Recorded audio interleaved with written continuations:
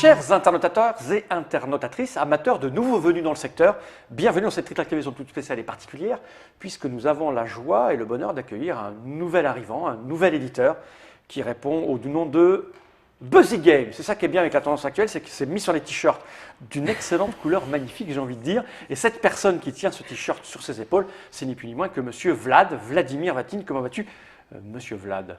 Très bien, très bien. Tu n'es pas venu seul, car tu as compris les arcanes de la communication. Et quoi de mieux que des filles dans le monde du jeu? C'est pour ça que tu es venu avec Madame Florence. Ça va? Bonjour. La forme? Très bien. Ça te fait rire d'être fille il faut un peu le dire. Ah bah écoute, non pas potiche, non, on va se prendre des féminines sur le dos. Celle qui ne veut pas être une potiche, c'est Madame Eva. Eva, je vous l'appelais Emma depuis tout à l'heure. Je ne vais Eva, pas la faire celle-là. comment ça va? Très bien, merci, ça va. Ravi d'être là. Vous êtes de sa famille, des auteurs, des développeurs, vous êtes quoi? Donc en fait, Eva, je l'ai rencontrée à la ludothèque de Montreuil, 1, 2, 3 Soleil. Ah bah oui. Je Et, suis ludothécaire. Je me disais bien que je connaissais ta tête. Oui. On s'est croisés déjà croisés avec, pas mal, ouais. avec une Catherine Vatim, c'est ça? Exactement. Vatim. C'est pas. T'as un truc à voir Oui, ou pas? oui, on a des liens de parenté. Ah, t'as des liens de parenté avec Catherine Vatim, Oui, oui. c'est bien ça. Alors Catherine Vatim étant un des membres du jury de l'Asdor, etc., quelqu'un qui traîne depuis des années et des années dans le monde du jeu. Et elle travaille effectivement à la bibliothèque 1, 2, 3 Soleil où tu. Oui, je où travaille tu- aussi. Tu travailles Exactement. aussi. Ouais. Et toi? Voilà, et Ouais, c'est ça. T'as le mouvement. Ouais, moi, il m'a obligé. J'ai une voiture et le permis. Florence est une amie de longue date et elle fait partie de mes testeurs les plus fidèles pour tester mes protos. Et puis, elle a aussi joué le jeu, c'est le cas de le dire, de faire partie des grimaces du jeu Top Face. On t'en parlera dans une vidéo Exactement. spécifiquement à côté. Voilà. Donc, on revient sur le propos. Tu es donc un éditeur. Voilà. Un tout nouveau qui arrive. Tu viens sur le marché avec 2 jeux. Alors, tout de suite, je précise. Ça, c'est un jeu édité qui va sortir. Et ça, c'est encore un prototype. Oui. Là, le truc, c'est que la boîte n'est pas terminée. C'est un prototype. Tu es éditeur, mais auteur, en gros. Parce que c'est bien toi qui signes ça. Oui. Vlad, Oui, oui. c'est toi. Vlad, c'est moi, tout à fait. Vladimir. C'est ça, hein? Exactement. Et donc, tu as préféré t'auto-éditer? Donc je suis, alors j'ai eu beaucoup de métiers différents avant d'arriver. Et oui, parce que moi je te connais éditeur, d'avant que tu voilà. sois éditeur. Genre, tu es un monsieur à cravate, non c'est ça? Tu travailles dans Exactement, quoi? oui, oui. Mais si, un mec sérieux. Moi, j'ai toujours travaillé dans le plaisir. J'ai commencé par les jeux vidéo. Ouais. Ensuite, j'ai travaillé dans le chewing-gum. Oui, c'est le Voilà. joueur de jeux vidéo mâche. Quand tu joues, c'est ça? Exactement. Ensuite, parfois, il mange du chocolat. Donc, je travaillais dans le chocolat. Et à la fin, j'ai travaillé aussi dans les fromages pour enfants. Voilà, donc Les tout ça fromages est lié. pour enfants. Exactement. Donc, C'est je vais pas citer les marques. Mais tu mais, fais quoi? Quel métier on a dans fromage pour enfants?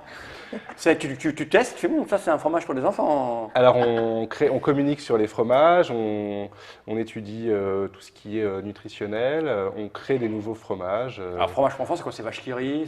Exactement, vache D'accord. qui rit, Babybel, Mais toi, ton qui métier rit. c'est quoi au départ? Tu fais quoi? Tu fais de la communication, c'est quoi?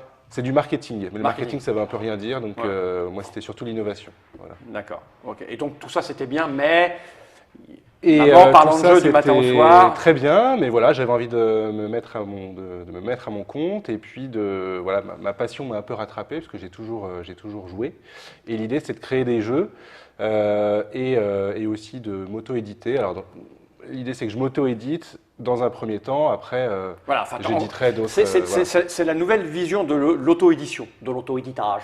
C'est-à-dire que souvent, quand on dit que c'est auto-édité, c'est pas péjoratif, mais c'est le petit côté dangereux. C'est le type, il a inventé son Monopoly dans son garage où il bricole, et puis il s'auto-édite, donc il fait son jeu à 500 exemplaires.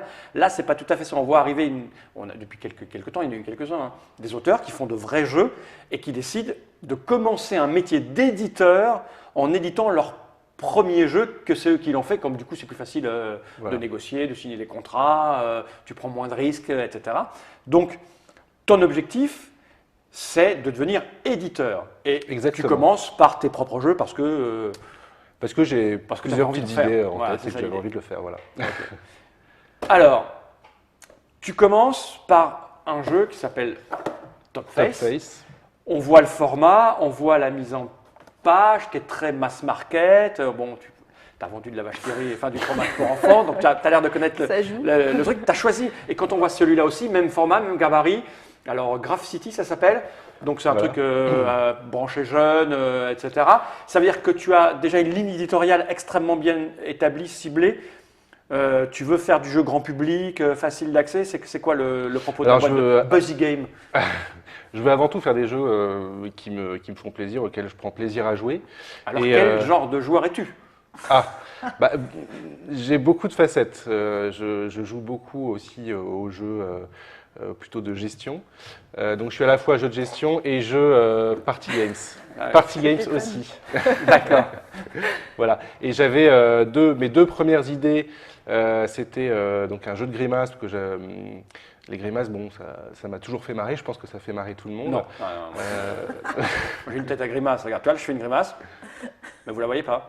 Parce qu'elle est. Elle est on cachée. verra. Ah oui, On verra. savait que ça allait poser On verra problème. pendant la barbe. partie. Voilà. Alors, moi, je me surprends parfois, assez souvent, à faire des grimaces devant la glace en me rasant. Donc, peut-être que Ah toi, ouais, c'est ça, c'est ça, le manque que j'ai, c'est pour ça. C'est le côté, je me rase. Voilà, et puis c'est un thème qui m'amusait parce que c'est assez universel. Je pense D'accord. que c'est une façon de faire rire de façon universelle. C'est le meilleur moyen de faire rire, je pense, quand on ne connaît pas quelqu'un. Voilà. Donc je me suis lancé dans ce jeu-là. J'ai commencé avec un petit proto, bon, comme tout le monde. Hein. J'ai pris des photos que j'ai glanées par-ci par-là sur Internet. Et puis j'ai fait des tests et ça a tout de suite bien fonctionné. Au début, je comptais pas forcément prendre des photos, et puis voilà, je comptais prendre un illustrateur, mais je me suis rendu compte que la photo permettait aux gens de plus De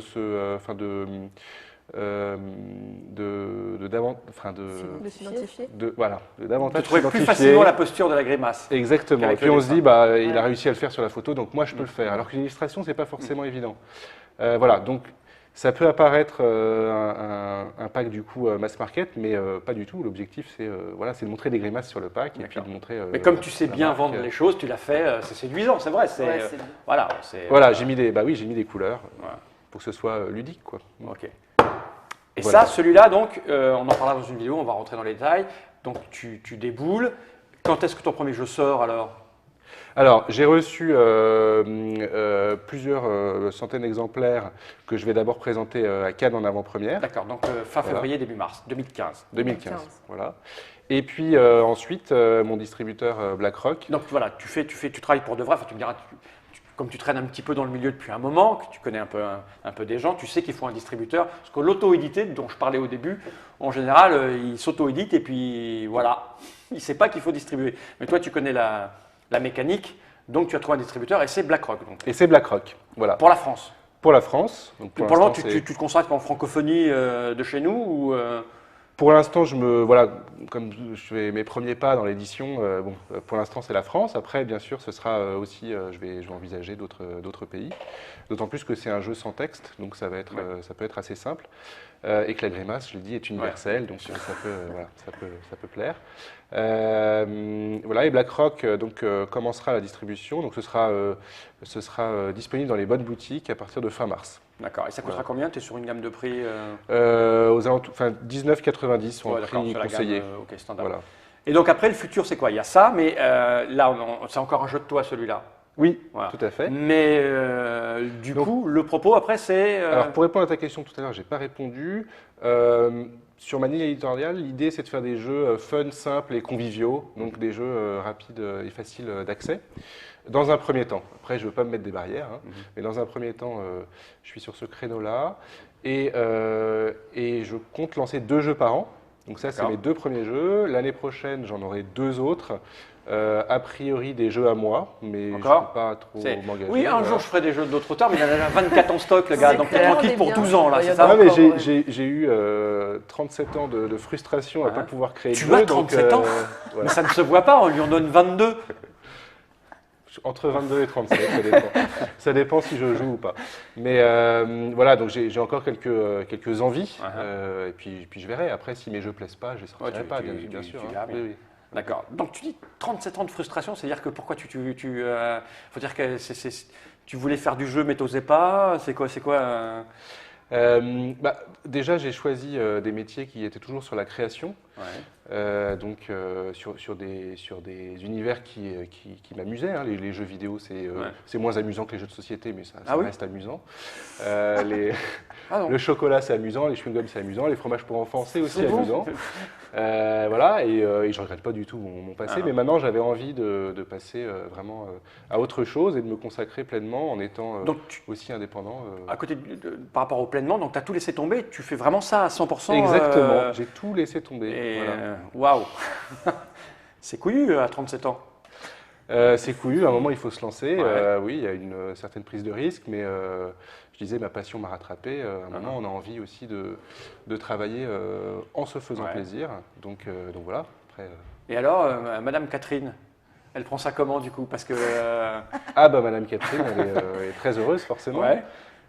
J'ai été immergé oui, très tôt, parce que très tôt. Voilà. Elle est dans le monde du jeu depuis, je sais pas, 25, 30 ans, enfin depuis quasiment depuis 30 ans. Depuis 30 ans. Donc, oui.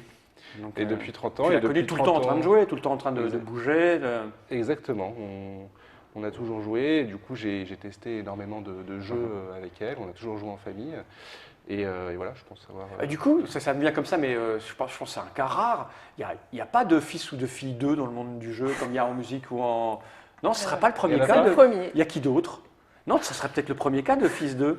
Oui, mais les fils 2, en général, ils essayent de tu veux te faire un prénom, donc tu t'appelles Vlad et Vladimir. D'ailleurs, je le disais tout à l'heure sur le ton de la plaisanterie hors antenne, mais on va le répéter, parce que ta mère est dans le jury du jeu de l'année, donc. Voilà, donc forcément j'aurai un prix l'année prochaine. Je ne sais pas, mais en tout cas, je sais que moi je vais m'amuser avec elle pendant… Je ne sais pas comment ça va se passer, on n'en a pas discuté, on n'en a pas parlé, ça va être rigolo, tu prends ça. Vous en avez parlé, pas parlé?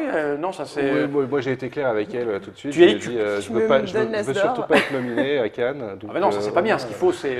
je pense que j'aurai une oreille attentive ou deux dans ce que je vais dire. Il faudra qu'il y ait quelques jurys pendant un an ou deux pour que tu puisses avoir un prix. Je vais pas... Ce qui va faire plaisir à certains. Non, mais c'est vrai, c'est une situation très étonnante. Tu vois, j'ai parlé là tout de suite, c'est le premier fils d'eux qui est dans le monde du jeu. Je ne vois pas d'autres cas où.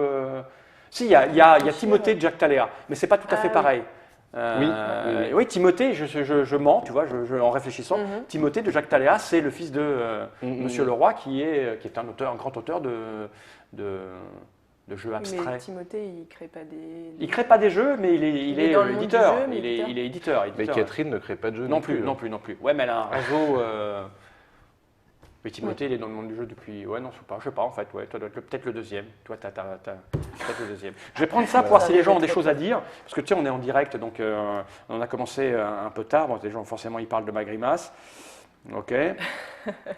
Non, il n'y a pas trop de questions, parce qu'a priori, on doit couvrir tous les champs des possibles en discutant comme ça.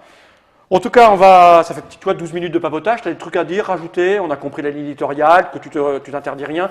Est-ce que ça veut dire que les gens peuvent te proposer des prototypes, des auteurs peuvent venir te voir? Tout à fait. Oui. Tu vas aller à Cannes, tu vas tourner sur l'espace proto. Cannes, oui. Voilà.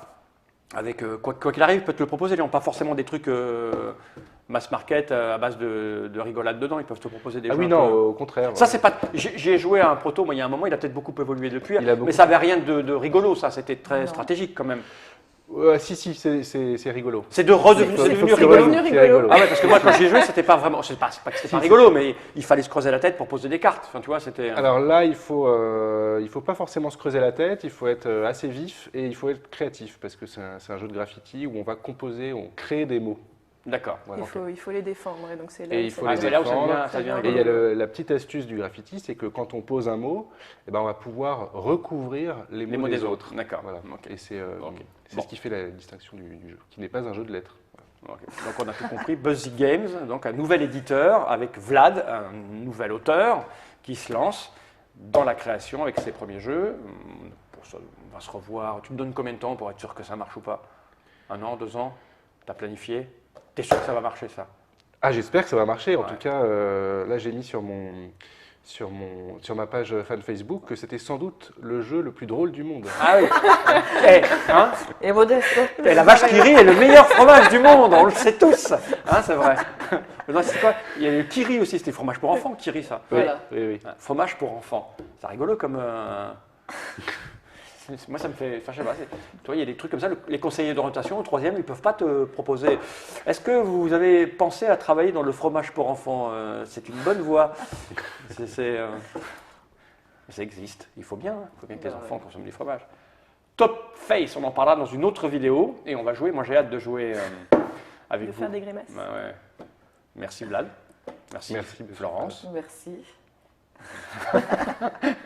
Et puis merci Eva. Merci. Tu vois, je me suis rappelé, tu vois, Bah, une fois, bravo. À bientôt pour de nouvelles aventures. Jenny Reich.